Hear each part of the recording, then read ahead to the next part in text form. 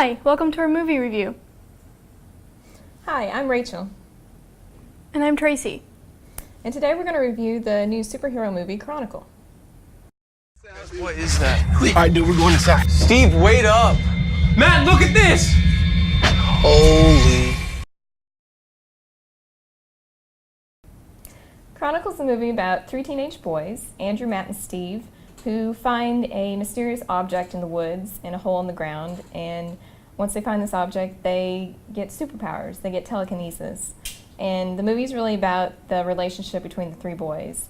Andrew and Matt are cousins. Andrew is kind of a loner, and Matt tries to draw him out of his shell for the majority of the movie. Steve is kind of the popular guy. He's running for class president.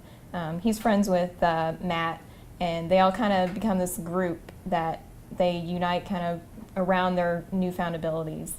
And that's the focus of the majority of the movie. It's also about them trying to make those abilities better, but also trying to restrain them at the same time so that they don't end up hurting themselves or other people, and just about controlling it and, you know, setting limits but still improving themselves and their abilities so they can do more. Are we rolling? I'm gonna get the gum. Pull it right out of his mouth.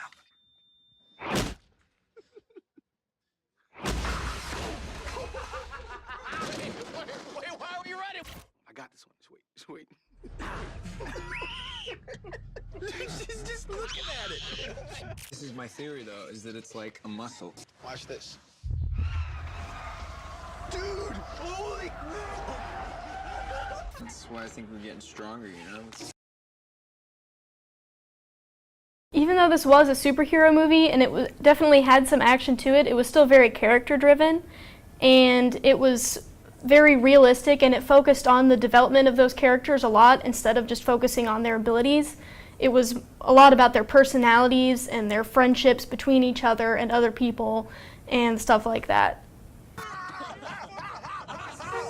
sorry. That's just some redneck. What the hell is this guy's problem?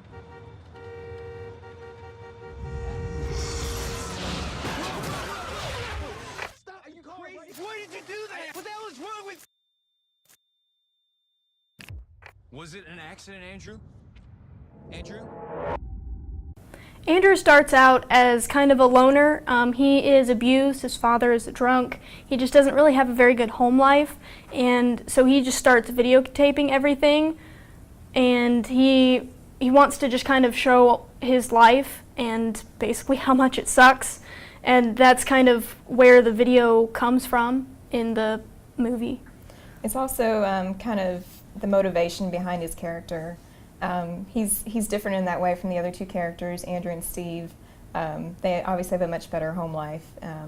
He uses this as a way to express kind of his feelings and talk a little bit about how he's being abused and that kind of thing, because he's being abused by his father at home as well as at school, and it becomes part of his character and how it affects how his abilities or how he uses his abilities, and it kind of turns him to this darker character as the movie goes along. What were you guys doing out here? A bunch of people were out here because we were like obsessed with the thing. What thing? You'll see.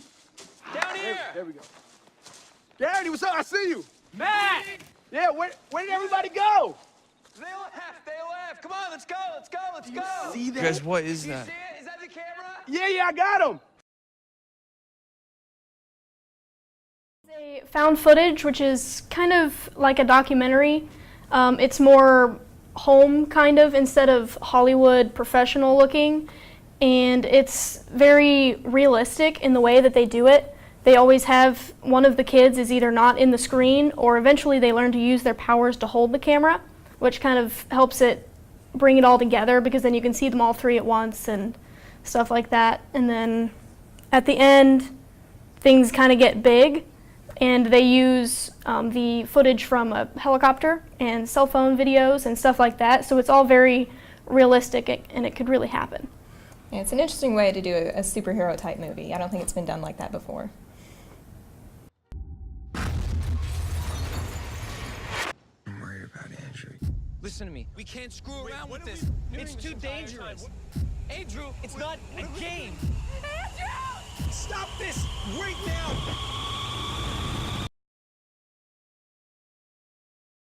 They didn't use it in the typical way with big explosions, even though there were a few.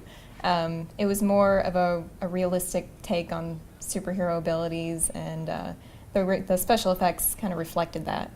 You didn't really notice that they were special effects just because they were natural, and they didn't really jump out as being supernatural. Yeah, they were done very well, I thought. Mm-hmm. You're probably gonna want to get this on camera.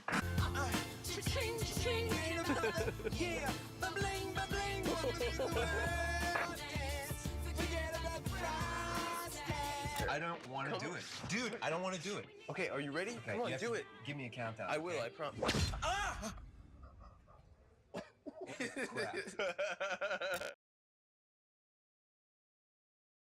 10. I thought they did a very good job in this movie. It was an interesting take on a superhero movie. The found footage genre I don't think has been done for that kind of movie before, and I think they kind of took it in a new direction. I think they handled it very well. They did some interesting shots with the found footage deal that you don't normally get. Most of the time it's really shaky, and I think they handled it really well.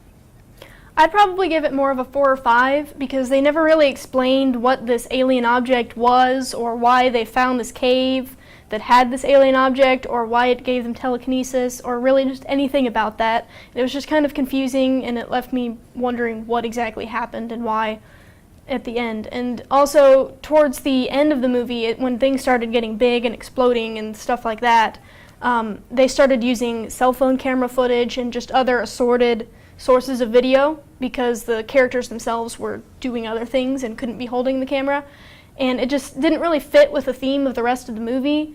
I just felt like it was too Hollywood, kind of. It didn't really fit with the whole documentary found footage theme of the movie.